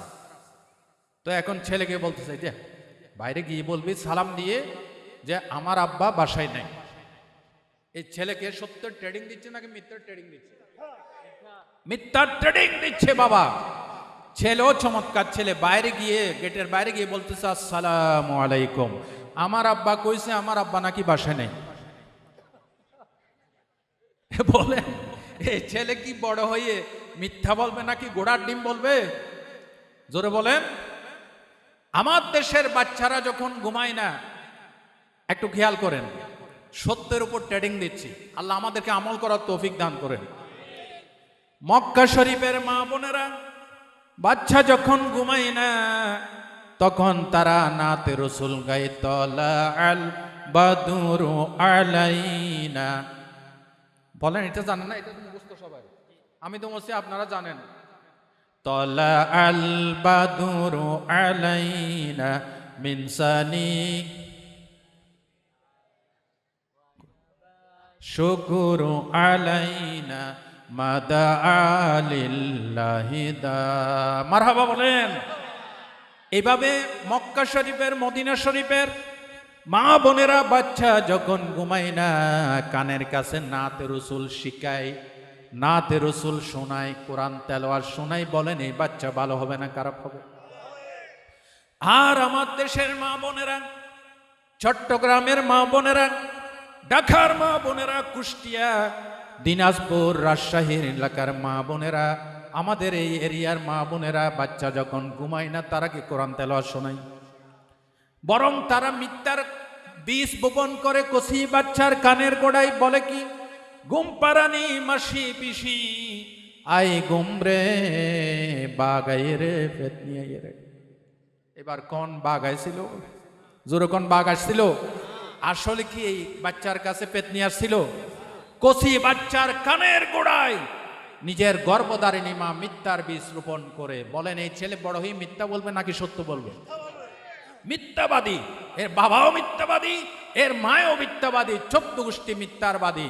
মিথ্যাবাদী পয়দা হবে মিথ্যাবাদী থেকে। হারাম জাদা থেকে হারাম জাদাই পয়দা হয়, হালাল জাদা থেকে হালাল জাদাই পয়দা হয়। আর যারা হারাম খায় তাদের জবান দিয়ে কখনো সত্য কথা বের হবে না, কারণ তার রক্ত দূষিত হয়ে গেছে, তার গোশত দূষিত হয়ে গেছে। এই ধরনের হারামখোর বাংলাদেশে আছে কিনা বলেন? বাংলাদেশের ব্যাংকগুলি খেয়ে জুখা করে ফেলছে, টাকা বিদেশে পাচার করেছে। এই মিথ্যাবাদী হারাম জাদার গোষ্ঠীরা বাংলাদেশে ছিল এক সময়, ঠিক কিনা বল? জরকন ঠিক কিনা? সম্মানিত ভাইরা, আসলে কি যারা হারাম খায় তারা কি সত্য বলে? বলে না। হালাল খাইলে সত্য মুখ দিয়ে গড় গড় করে বের হয়। আল্লাহ আমাদেরকে হালাল খাওয়ার তৌফিক দেন। এক মা তার ছেলের আজকে প্রথম চাকরি হয়েছে, ছেলের চাকরিতে যাচ্ছে, মা ডেকে বললেন, বাবা এদিকে আসো, তোমাকে একটা নসিহত করি। বাবা তুমি বলো তো হারাম, কিন্তু টোট লাগাইতে পারবা না। তো ছেলে বলতেছে হারাম বলতে পারতেছে না, কারণ হারামের ম যখন মিলাবেন ঠোঁট দুইটা লাগবে নাকি লাগবে না? আচ্ছা, ঠোঁট লাগানো ছাড়া হারাম বলতে পারবেন? হারাম হবে। এখন ছেলে বলতেছে, মা ঠোঁট লাগানো ছাড়া তো আমি হারাম বলতে পারতেছি না। কত এর দ্বারা তোমাকে বুঝাইলাম, বাবা তুমি চাকরিতে গিয়ে যদি হারাম ইনকাম করো তুমি টাকা কামাইবার ঠিকই বাবা, কিন্তু আল্লাহর রহমতের দরজা, আল্লাহর বরকতের দরজা তোমার জন্য বন্ধ হয়ে যাবে। হারাম বললে যেমন ঠোঁট বন্ধ হয়ে যায়, তদ্রূপ তুমি হারাম খাইলে আল্লাহর রহমতের বরকতের দরজা তোমার জন্য বন্ধ হয়ে যাবে, ঠিক কিনা কোন? বাবা এটা এবার তুমি হালাল বলো তো। তো ছেলে বলতেছে, মা হালাল, এই যে আমি বলি বলছি হালাল বলতে কি ঠোঁট লাগানো লাগে? না। মা বললেন, বাবা এই যে হালাল বললে ঠোঁট লাগানো লাগে না, এরকম মুখটা খোলা থাকে। তুমি হালাল খাইলে, হালালের উপর জীবন করলে আল্লাহর রহমতের দরজা, বরকতের দরজা, সফলতার দরজা সব সময় তোমার জন্য খোলা থাকবে। মারহাবা বলেন। আজকের মাহফিলের শপথ হোক, মা বোনেরা শপথ করেন, স্বামীকে আমরা হারাম খাইতে দেব না, বলেন ইনশাআল্লাহ। মা বোনের এক পদের মা বোনের আছে, সব সময় ক্যান স্বামীকে পডর করতে করতে ভালো স্বামীটাকে খারাপ করে ফেলে, আছে না নাই? স্বামী রিক্সা চলে, হালাল খায়, বলে যে কি গো তুমি কোন ফকির উদ্দিন মোল্লা? আমার খালাতো বোনের জামাই, মামাতো বোনের জামাই, তাদের ঘরে TV, fridge, dish antenna, wifi connection, তুমি কোন ফকির উদ্দিন মোল্লা? এই বকর করতে করতে স্ত্রীকে খুশি করার জন্য এই স্বামী না পেরে হারাম খাওয়া শুরু করে। কথা বুঝে না, এই জন্য ঠিক কইতেছে না, আছে কি না? এই জন্য মা বোনেরা স্বামীকে ভালো পরামর্শ দেন, সত্য কথা বলার জন্য উদ্বুদ্ধ করেন। নবীজি বলেছেন, 6টা জিনিসের জামানত আমাকে দাও, আমি মুহাম্মদ সাল্লাল্লাহু আলাইহি ওয়াসাল্লাম নিজে তোমাদেরকে জান্নাতে নিয়ে যাব। এবার পয়েন্ট বলেন, 1 নম্বর কি বলছেন? নবীজি বলেছেন, কথা বললে কি কথা বলতে হবে? আরো জোরে, কথা বললে কি কথা বলতে হবে? সত্য কথা। আল্লাহ আমাদেরকে তৌফিক দান করেন। 2 নম্বর আল্লাহর নবী বলেন, ওয়া আউফু ইযা ওয়াআদতুম, যখন ওয়াদা করবে ওয়াদা পূরণ করবে। কারণ আল্লাহর নবী বলেন, মুনাফিকের 3টা চরিত্র আছে, বুখারীর হাদিসে বলেছে 4টা চরিত্র আছে। যখন কথা বলে মিথ্যা বলে, ইজা হাদ্দাসা কাযাবা ওয়া ইজা ওয়াদা আখলাফা, ওয়াদা করলে খেলাপ করে, আমানত রাখলে আমানতের খেয়ানত করে, আর যখন ঝগড়া করে মা বোনের নাম ধরে, লজ্জাস্থান ধরে গালিগালাজ করে। জোরে কর নাউজুবিল্লাহ। ওইজা খাসামা ফাজারা, মুনাফিকের 4টা চরিত্রের ভিতরে একটা হচ্ছে ঝগড়া করলে অশ্লীল কথা বলে। ঝগড়া করলে কি কথা বলে? অশ্লীল কথা বলে। আল্লাহ আমাদেরকে এই গুনাহ থেকে মাফ করেন। তাহলে রসুল বলছেন যে তোমরা ওয়াদা পূরণ করো, সমাজের সাথে, স্ত্রীর সাথে, ছেলে মেয়েদের সাথে, রাষ্ট্রীয়ভাবে, সামাজিকভাবে, আন্তর্জাতিকভাবে। বিভিন্নভাবে ব্যবসায়িক ক্ষেত্রে যত ভালো ওয়াদা করেছো ওয়াদাগুলি পূরণ করো, কারণ ওয়াদা সম্পর্কে জিজ্ঞাসা করবেন কে? আল্লাহ রাব্বুল আলামিন সূরা বনী ইসরাইলের ভিতরে বলেছেন, ওয়া আউফু বিল আহদি ইন্নাল আহদা কানা মাসউলা। আল্লাহ তাআলা বলেন ওয়াদাগুলি পূর্ণ করো, কারণ কিয়ামতের দিন তোমার যাবতীয় ওয়াদা সম্পর্কে আল্লাহ রাব্বুল আলামিন জিজ্ঞাসাবাদ করবেন। এনার স্টিলের বাইরে মা বোনেরা, এই জন্য ওয়াদা খেলাপ করবেন না। একজনকে ওয়াদা দিয়েছেন, আপনি আমার এই উপকারটা করলে পরে আপনাকে আমি এইভাবে উপকার করব। আপনি উপকার বুঝে পেয়েছেন, কিন্তু এরপরে তার থেকে মুখ ফিরিয়ে নিয়েছেন, তার মনে কষ্ট দিয়েছেন। আল্লাহর নবী বলেন, ওই উম্মতকে আমি জান্নাতের সুপারিশ করতে পারবো না। ও আমার উম্মতেরা, ওয়াদা পূর্ণ করো, তাহলে আমি গ্যারান্টি দিচ্ছি যে জান্নাতের জন্য তোমরা লালায়িত থাকো।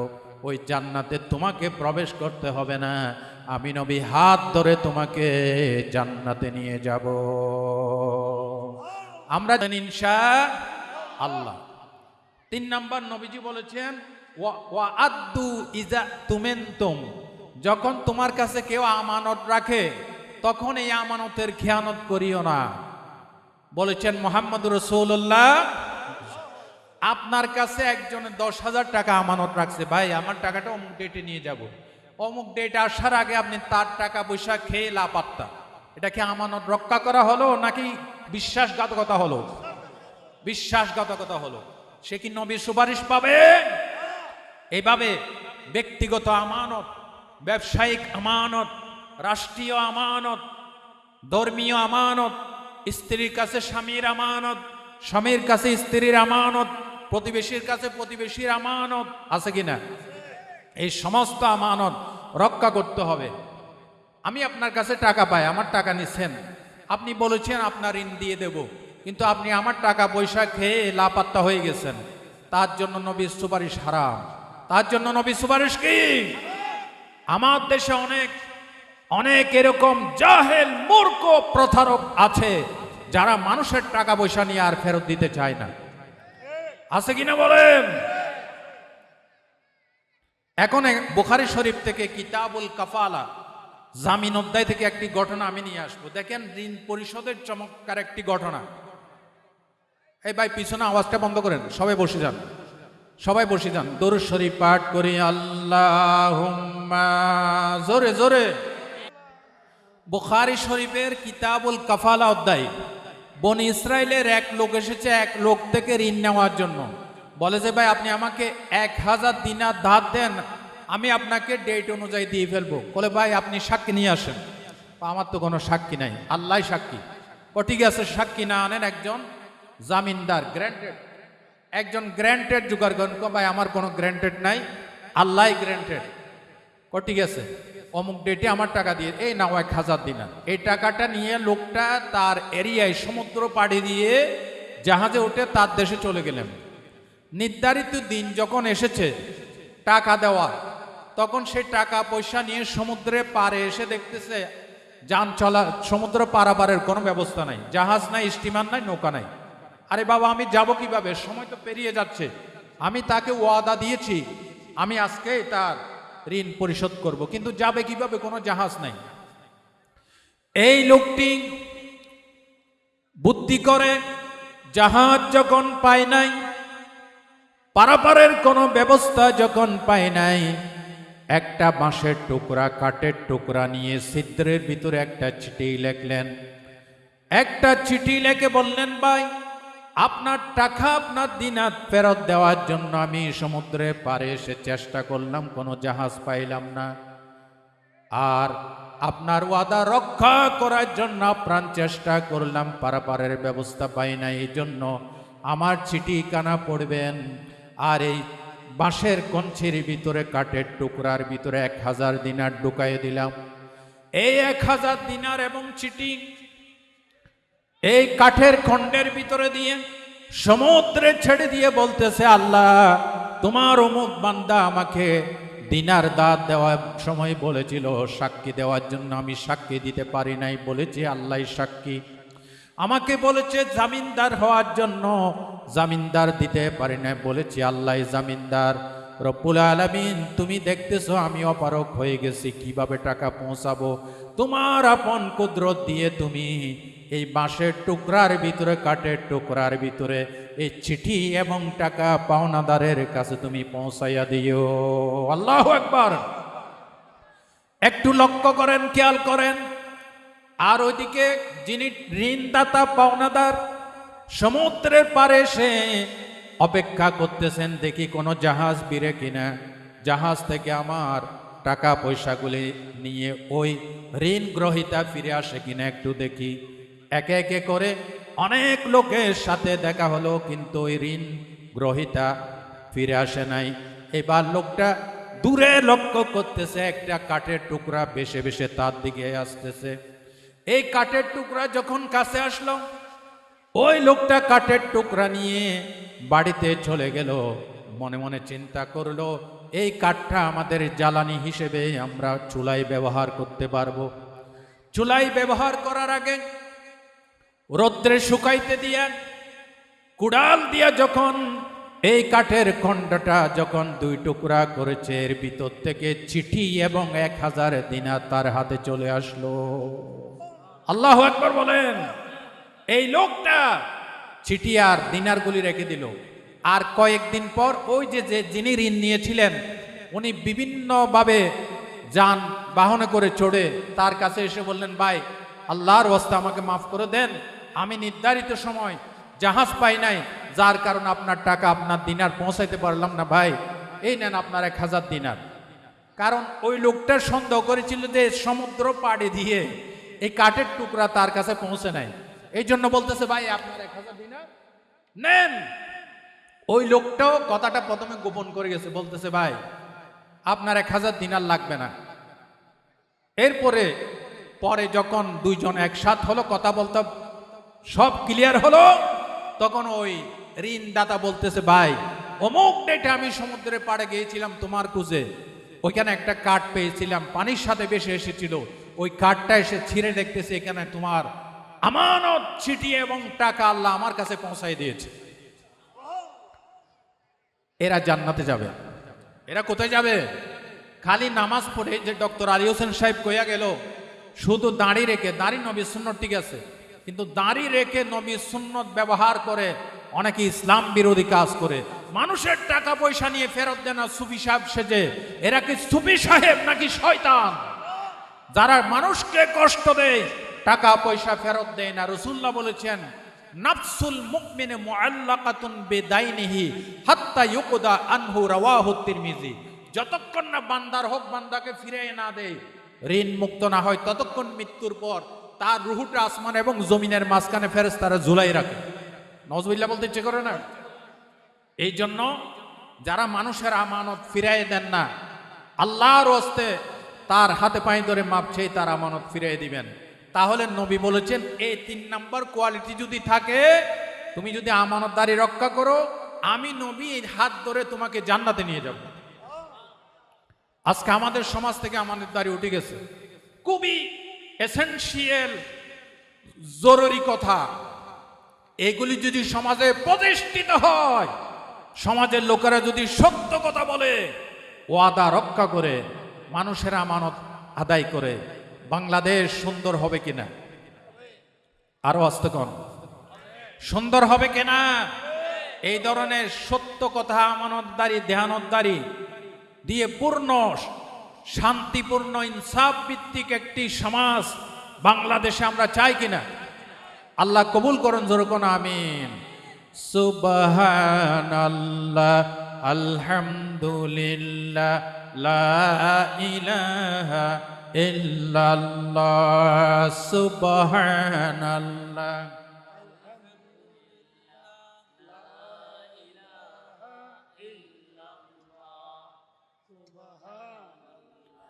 আলহামদুলিল্লাহ। আসমানে আল্লাহ, জমিনে আল্লাহ, আসমানে আল্লাহ, হায়াতে আল্লাহ, মৌতে আল্লাহ, সুবহানাল্লাহ। জোরে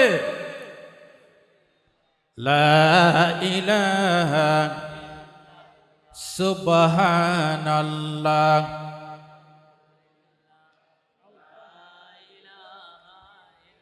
কয়টা বলছি? তিনটা। চতুর্থ নম্বর নবীজি বলেছেন ওয়াহফাজু ফুরুজাকুম, লজ্জাস্থানের হেফাজত করো, আমি নবী নিজেই তোমাদেরকে জান্নাতে নিয়ে যাব।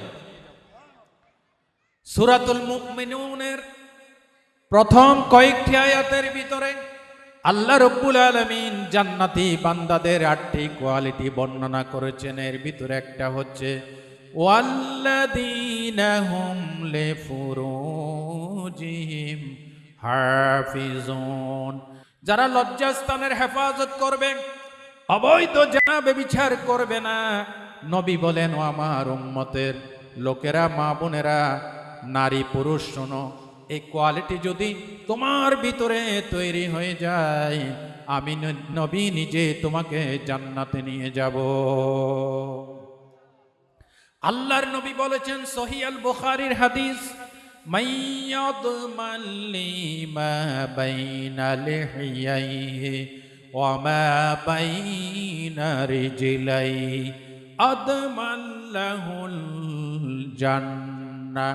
আমার নবীজি বলেন, ও আমার উম্মতেরা, যদি দুইটা জিনিসের গ্যারান্টি আমাকে দিতে পারো, 2 ছোয়ালের মধ্যবর্তী স্থান জিহ্বা, 2 রানের মধ্যবর্তী স্থান লজ্জাস্থানের হেফাজতের গ্যারান্টি যদি দিতে পারো, আমি নবীও গ্যারান্টি দিয়ে বলছি আদমাল্লাহুল জান্নাহ, আমি তোমার জন্য জান্নাতের গ্যারান্টেড হয়ে গেলাম।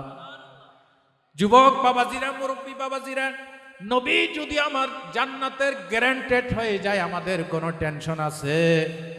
জোরে কোন টেনশন আছে? তাহলে এই কোয়ালিটি অর্জন করেন, জান্নাতের জন্য আপনাকে আর টেনশন করতে হবে না। আমার এই প্রিয় জন্মভূমি বাংলাদেশে আমরা জেনার পথকে সহজ করে দিয়েছি, আর বিয়ে শাদীর পথকে আমরা কঠিন করে দিয়েছি। বাংলাদেশের রিসোর্টগুলিতে, আভিজাত্যপূর্ণ এলাকার হোটেলগুলিতে জেনা ব্যভিচার হয় কিনা? আরো আস্তেকন হয় কিনা? 14ই ফেব্রুয়ারি বিশ্ব বেহায়া দিবসে এবং বিভিন্ন রকমের দিবস উদযাপন করার জন্য নারী পুরুষের ডলাডলি হয়, জেনা ব্যভিচার হয় নাকি হয় না? আমার দেশের যুবক বাবাজিদেরকে ধ্বংস করে দিয়েছে। এটা আইন করে প্রতিরোধ না করলে বাংলাদেশ আল্লাহর গজবে ধ্বংস হয়ে যাবে।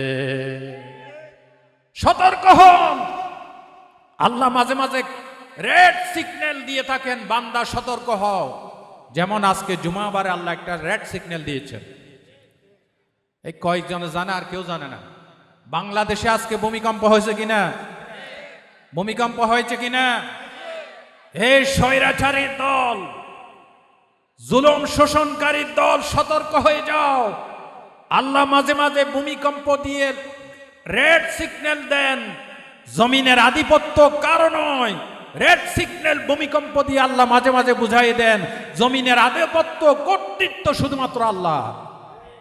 ঠিক কিনা বলেন? যিনি অনাদি, যিনি অনন্ত, যিনি অব্যয়, যিনি অক্ষয়, যিনি শাশ্বত, যিনি চিরন্তন, যিনি আছেন, যিনি থাকবেন, যিনি ছিলেন, যা শুরু নাই, যা শেষ নাই, তিনি কে? তিনি কে?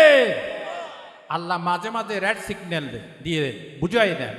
আজকের ভূমিকম্পটা ছিল 5.7 মাত্রার ভূমিকম্প। 5.7 মাত্রার ভূমিকম্প নরসিংদী মাধবদী থেকে এটার উৎপত্তি হয়েছে। আর এই ভূমিকম্পটা যদি আবহাওয়া তত্ত্ববিদদের মতে, বিজ্ঞানীদের মতে, এটা যদি 9 আসতো, 9 আসতো, তো আজকের আর এই মাহফিল হইতো না। গোটা বাংলাদেশ তছনছ হয়ে যেত। ঠিক কিনা বলেন? এই জন্য আল্লাহ মাঝে মাঝে রেড সিগন্যাল দিয়ে দেন। বেশি বাহাদুরি করো না। জমিনে অহংকার কারো চলবে না, অহংকারের মালিককে।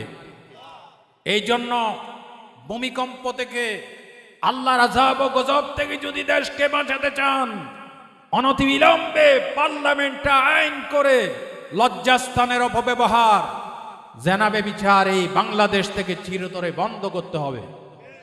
ঠিক কিনা? আপনারা একমত কিনা? কারা কারা একমত? আল্লাহকে একটু তাকবীর দিয়ে শোনাই দেন। নারায়ে তাকবীর। আল কোরআনের আলো, ঘরে ঘরে আলো, আল হাদিসের আলো, ঘরে ঘরে আলো। নারে তাকবীর, আল্লাহু আকবার, মাশাআল্লাহ, আল্লাহু আকবার। মাশাআল্লাহ, বলেন মারহাবা। আজকের মাহফিল, ও যুবক ভাইয়েরা, তোমরা যারা মাহফিলের আয়োজন করছো, আজকের মাহফিল কবুল হয়ে গেছে। কারণ এই মাহফিলে সব ভালো ভালো কথা বলা হয়েছে, ঠিক না? সত্য কথা বলার কথা বলা হয়েছে।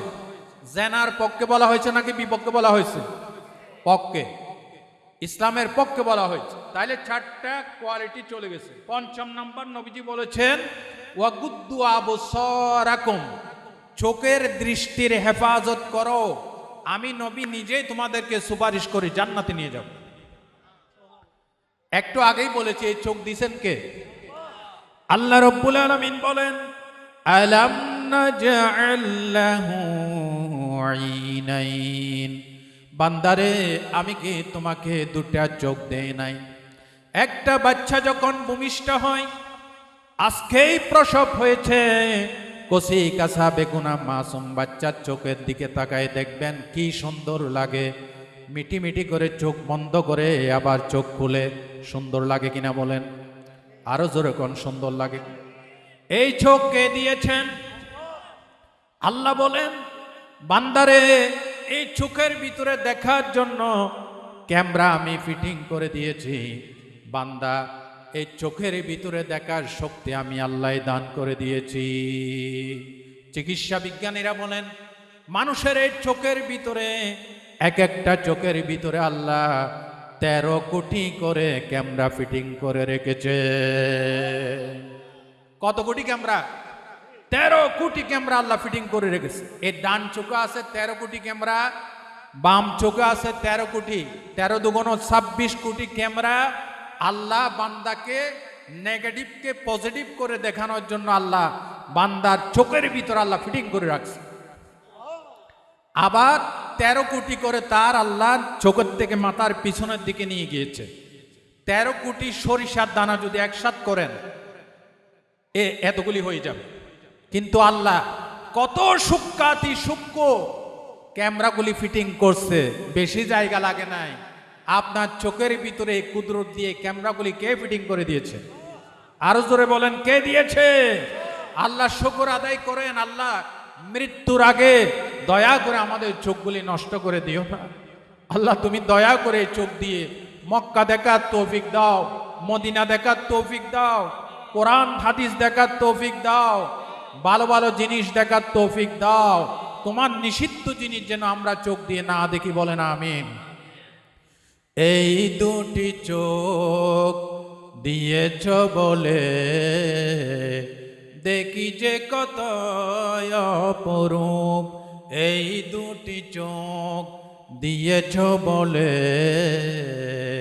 দেখি যে কত অপরূপ, তোমারই দেওয়া চোখের শুকর জানাবো তার বাসা কই, যতই ভাবি ততই যেন পলক হারা চেয়ে রই, এই দুটি চোখ দিয়েছ বলে দেখি যে কত অপরূপ। আল্লাহ কবুল করুন। একটা চোখ যদি নষ্ট হয়ে যায়, বাজারে কিনতে গিয়ে দেখেন একটা চোখের দাম কত। এই চোখটা যদি না থাকতো মক্কা মদিনা দেখতে পারতাম না, আমার গর্ভধারিণী মাকে বাবাকে দেখতে পারতাম না। এই চোখ যদি না থাকতো এই সুন্দর পৃথিবী দেখা থেকে বঞ্চিত হয়ে যেতাম। ঠিক কিনা বলো? যার দুইটা চোখের নূর নাই, দৃষ্টি শক্তি নেই, তাকে জিজ্ঞাসা করেন একটা চোখের দাম কত। আল্লাহু আকবার বলতে ইচ্ছে করে না? আল্লাহ রসুল বলেন গুদ্দু আবসারাকুম, বান্দায় আমানতের খেয়ানত করিও না। এই চোখ আল্লাহ আমাদের কাছে আমানত রেখেছে, এই চোখ দিয়ে অবৈধ জিনিস দেখিও না, এই চোখ দিয়ে অশ্লীল জিনিস দেখিও না, তাহলে আমি মুহাম্মদ সাল্লাল্লাহু আলাইহি ওয়াসাল্লাম তোমাকে সুপারিশ করব না। আর চোখ দিয়ে যদি চোখের হেফাজত যদি করো, আমি নিজেই তোমাকে জান্নাতে নিয়ে যাব। আল্লাহ রব্বুল আলামিন বলেন ইয়ালামু খাইনাতাল আয়ুনি ওয়া মা তুখফিস সুদূর। বান্দা তুমি চোখ দিয়ে কি লুকোচুরি করো, কাকে দেখো, কেন দেখো, কেউ না জানলো, একজন জানেন, তিনি কে? সানগ্লাস, যুবকরা সানগ্লাস লাগাইয়া এরপরে চশমার ফাঁক দিয়ে উঁকি ঝুঁকি মেরে দেখে, মনে করে কেউ দেখে নাই, আসলে দেখেছেন একজন, তিনি কে? তিনি কে? বলেন বাবাজিরা, মুরব্বী বাবাজিরা, যুবক বন্ধুগণ, চোখের অপব্যবহার করা যাবে? হিসাব নিবেন কে? আল্লাহ হিসাব নিবেন। এই জন্য এই কথাগুলি বেশি বেশি প্রচার করেন, শিক্ষা ব্যবস্থার মাধ্যমে এই কোরআন হাদিসের কথাগুলি বেশি প্রচার হওয়া দরকার, ঠিক কিনা বলো? আগামীতে যেই নতুন শিক্ষা কারিকুলাম হবে, সেই শিক্ষা সিলেবাসে কারিকুলামে কোরআন হাদিসের এই গুরুত্বপূর্ণ কথাগুলি অন্তর্ভুক্ত করা দরকার, নাকি দরকার না? আমার দেশে এক সময় পড়ানো হতো হাট্টি মাটিম টিম, মাঠে পারের ডিম, খাড়া রুটি সিং, এগুলি পড়াইয়া কোনো লাভ হয়েছে? আর এখন তো লেখাপড়া উঠে গেছে। এক ছাত্র পরীক্ষার হলে, কিছুই তো গোড়ার ডিম লেখাপড়া করে না, পরীক্ষার হলে লিখে দিয়ে আসছে খাতায়, হরে কৃষ্ণ হরে নাম, নাম্বার দেওয়া স্যারের কাম। স্যার যখন খাতা কাটতে বসছে, কই তো বড় হারামজাদা, তো স্যারও লিখে দিচ্ছে হরে হরে হরে, নাম্বার কি গাছে ধরে? ঠিক কিনা বলো? এ দিয়ে জাতি কি শিখবে? হাট্টি মাটিম টিম, মাঠে পারে তারা ডিম, খাড়া দুটি সিং, এগুলি পড়াইয়া জাতির লাভ হয় নাই। এই যে প্রাইমারিতে পড়ানো হয়েছে, এই প্রাইমারি ছাত্র যখন উচ্চতর লেভেলে, কলেজ লেভেলে গেছে, তখন নকল করতেছে। শিক্ষক বলতেছে এই দাঁড়াও, তোমাকে এক্সপেল করব, তোমার খাতা কেটে নেব, তুমি নকল করতেছো। স্যার বেশি বাড়াবাড়ি করিয়েন না। কেন? কই যে ছোট কালে পড়াইছেন হাট্টি মাটিম টিম, মাটি পারে তারা ডিম, খাড়া দুটি সিং। সিং এটা প্রাইমারি সিং আছে, এখন বড় হয়েছে না? এই যে দেখেন পিস্তল বাইর করছে, ঠিক কিনা কন? ঠিক কিনা কন? সুতরাং আমার দেশের ছাত্র ছেলে মেয়েদের চরিত্রকে যদি বিল্ড আপ করতে হয়, কোরআন হাদিসের শিক্ষা সিলেবাস ছাড়া, কোরআন হাদিস সমর্থিত কারিকুলাম ছাড়া আমার দেশের এই সূর্য সোনালী সন্তানদেরকে ভালো করার দ্বিতীয় কোনো পথ নাই, ঠিক কিনা বলো? আজকে ভালো শিক্ষার অভাবে সব চোর ডাকাত বদমাইশ হাইজাকার হচ্ছে। এই ছোট্ট ছোট্ট বাচ্চারা চুরি করে কিনা? এই 8-9 বছরের, 7 বছরের একটা বাচ্চা ধরা পড়লো পুলিশের কাছে। সর্বনাশ, তুই এত অল্প বয়সে, 7 বছর বয়সে চুরি শুরু করে দিলি? স্যার আপনি কোন কয় বছর বয়স থেকে করতাম? এই হচ্ছে অবস্থা, ঠিক কিনা কন? চুরি ডাকাতি রাহাজানি ছিনতাই দিয়ে মরে গেছে দেশ। আল্লাহ আমার দেশের এই ঠকবগে তরুণ আর যুবকদেরকে কোরআন হাদিস বুঝে জানাবে বিচার মুক্ত হয়ে কোরআন হাদিসের পক্ষে এসে এই সোনার বাংলাদেশকে কোরআন সুন্নাহর ভিত্তিতে সাজানোর তৌফিক দান করেন। আল্লাহর ভয় যদি একবার ঢুকে যায়, ভালো হয়ে যাবে ইনশাআল্লাহ। বলেন ইনশা। হুজুর আজকে জুমাতে কথা একটা কইছিলাম না, আচ্ছা। এবং আপনারা মিডিয়ায় দেখবেন, এক চোর চুরি করতে গেছে, তো হঠাৎ করে চুরি করতে গিয়ে চুরি না করে উস্তাদের কাছে ফিরে আসছে। উস্তাদের কাছে গিয়ে কয় কি, উস্তাদ আজকে দামি একটা জিনিস পাইছিলাম কিন্তু চুরি করি নাই। কয় কেন? কয় শুনেন উস্তাদজি, আমি যার থেকে চুরি করতাম, এই লোকটি হচ্ছে খ্রিস্টান, আর খ্রিস্টানেরা হযরত ঈসা আলাইহিস সালামের উম্মত। কথা ঠিক কিনা বলেন? যে লোক থেকে চুরি করব ও খ্রিস্টান। মনে মনে চিন্তা করলাম, এই লোক যদি কিয়ামতের দিন তার নবীর কাছে নালিশ করে, মুহাম্মদের উম্মত, শ্রেষ্ঠ নবীর উম্মত ঈসা আলাইহিস সালামের উম্মত খ্রিস্টান থেকে চুরি করেছে, হযরত ঈসা আলাইহিস সালাম যদি শ্রেষ্ঠ নবীর কাছে গিয়ে যদি বলে নবী গো আপনি শ্রেষ্ঠ নবী, কিন্তু আপনার উম্মত আমার উম্মতের কাছ থেকে চুরি করেছে, কিয়ামতের দিন নবীর মাথা লজ্জায় হেট হয়ে যাবে, নবীজির লাঞ্ছনা হবে, নবীজি অপমানিত হবেন। এটা চিন্তা করে আমি চুরি করি নাই। আল্লাহু আকবার। দেখছেন আল্লাহর ভয় ঢুকছে, ভালো হয়ে গেছে। আমি আমার নবীকে বেইজ্জত করতে পারবো না।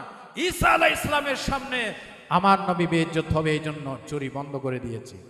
এইভাবে কোরআন হাদিস বুঝে আমরা যদি আস্তে আস্তে এই ধরনের মাহফিল, তাফসিরুল কোরআন মাহফিল এবং ইসলামী জলসা এগুলি যদি বেশি বেশি করতে পারি, তাহলে ইনশাল্লাহ এই এনআর স্টিলের ভাইরা আজকে যে উদ্যোগ নিয়েছে, এইভাবে যদি হয় এই দেশ হবে কোরআন সুন্নাত দেশ ইনশা।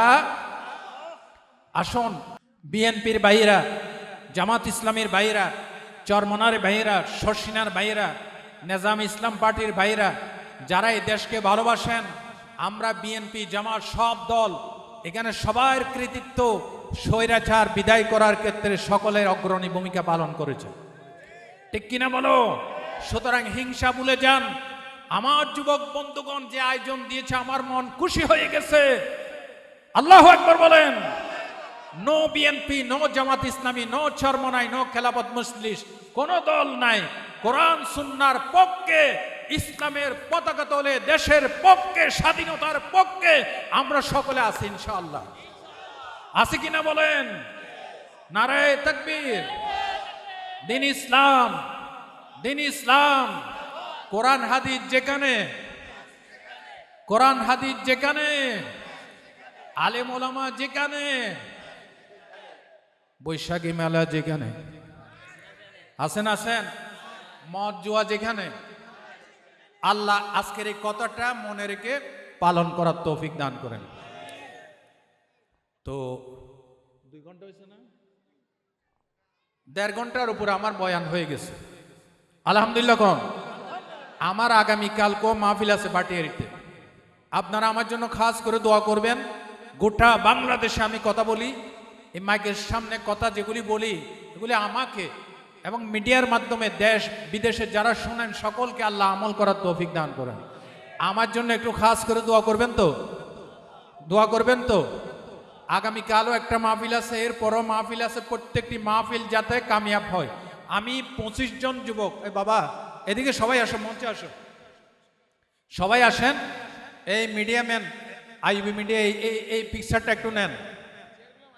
আমি বেশি খুশি হয়েছি 25 জন যুবক, এরা ইচ্ছে করলে নাচের আসর, গানের আসর দিতে পারতো। যারা যুবকরা আছো তারা সামনে আসো। সবাই আসেন। সবাই সামনে আসেন। আমার মোবাইলটা কার কাছে? যারা আছে, যুবকরা যারা আছে, দায়িত্বে যারা আছে, দয়া করে স্টেজে আসেন। আমার মোবাইল কই? আমার মোবাইল, আমার মোবাইলটা আমার কাছে পৌঁছাই দেন। সিয়াম, সিয়াম, স্বেচ্ছাসেবক যারা দায়িত্বে আছেন তারা এদিকে সবাই আসেন, সবাই আসেন। মাশাআল্লাহ, মাশাআল্লাহ, মাশাআল্লাহ।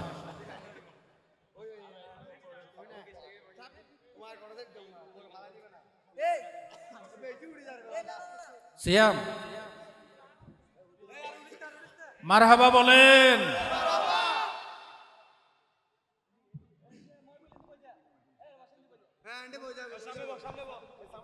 এবার মাহফিলের আগত ভাইরা, মাহফিলের আগত ভাইরা বলেন আপনাদের চোখে কেমন দেখা যাচ্ছে?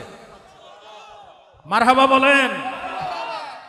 আমি বেশি খুশি হয়েছি, আমি কোনো বাইরের থেকে উড়ে এসে জুড়ে বসি না, আমি কিন্তু এই এলাকার সন্তান, জানেন তো ইনশাল্লাহ। আমার বাড়ি সিটি গেট, তো আমি বাইরের থেকে উড়ে এসে জুড়ে বসি নাই। তা আমি খুশি হয়েছি, আপনারা খুশি হন নাই? এই যে দেখেন এক একটা ছেলে, মাশাল্লাহ, এক একটা ছেলে চাঁদের মতো চেহারা সুন্দর।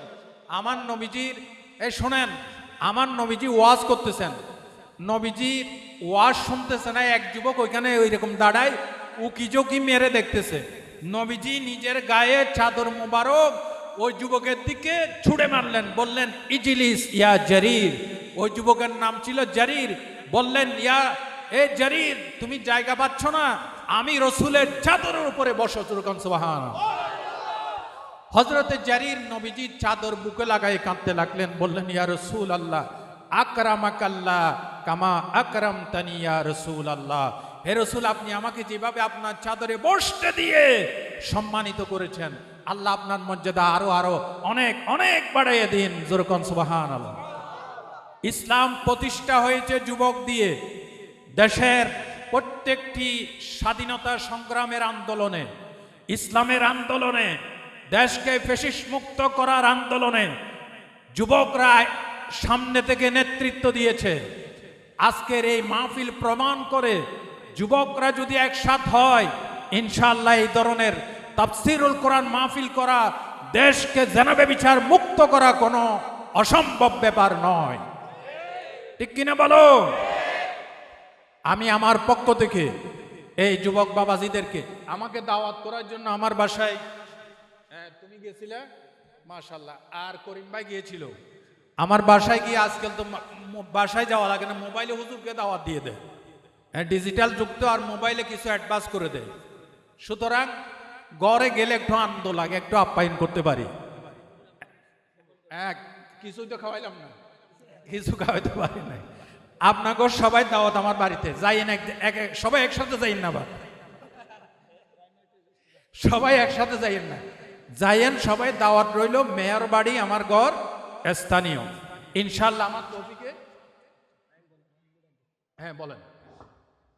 যুবক ভাই রাহিম স্টেজ আসুন, অনেক পরিশ্রম করছে আমাদের মাহফিলের জন্য। রাহিম আছে? ওই আছে আছে, পিছে পিছে। স্টেজ আসুন। ওই রাহিম আসো।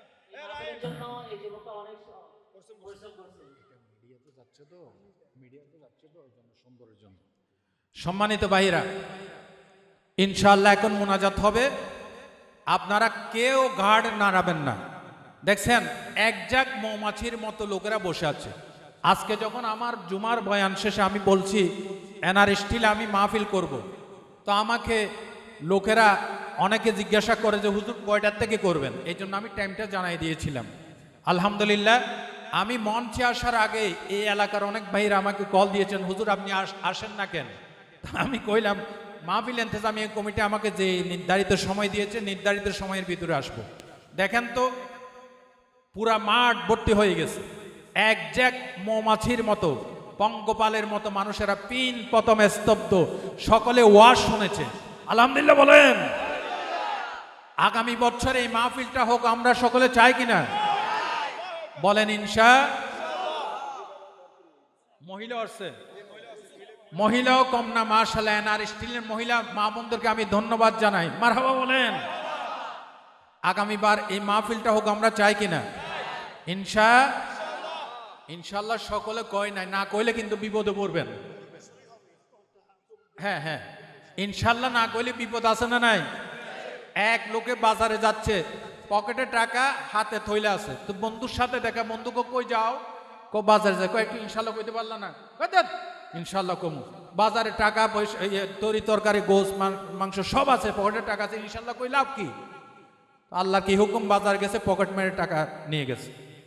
মনটা খারাপ করিয়া খালি থইলা নিয়ে বাজার থেকে চলে আসতেছে। বন্ধুর সাথে দেখে কো কি রে বাজার করলি না? কয় ইনশাআল্লাহ টাকা চুরি হয়ে গেছে। এখন ইনশাআল্লাহ কইয়ে কোনো লাভ হইব? জাগা মতো কইতে হইব, ঠিক কিনা কম? আমার দেশের পত্রিকায় লেখে ইনশাআল্লাহ এবার রমজানের ঈদের পরে ঈদুল ফিতরের আমেজ নিয়ে সম্পূর্ণ ভিন্ন স্টাইলে অমুক ছবি মুক্তি পাচ্ছে মনা পাগলা। এখানে ইনশাআল্লাহ আল্লাহ কোন যাই যাইব? এখানে কি লিখতে হবে? এবার রমজানের ঈদের আমেজ নিয়ে সম্পূর্ণ জাহান্নামী স্টাইলে অমুক অশুভ ছবি মুক্তি পাচ্ছে, নাউজুবিল্লাহ। এখানে কি বলতে হবে? তা আলহামদুলিল্লাহ, ইনশাআল্লাহ আগামীবার ওই মাহফিল হবে। আমি আমার তরুণ ভাইদেরকে আমি আন্তরিকভাবে ভালোবাসি, দোয়া করে গেলাম। আগামীতে যদি আমি আসি, আমার ডেট অনুযায়ী যদি হয়, ইনশাআল্লাহ আরেকটু বড় মাঠে করবেন।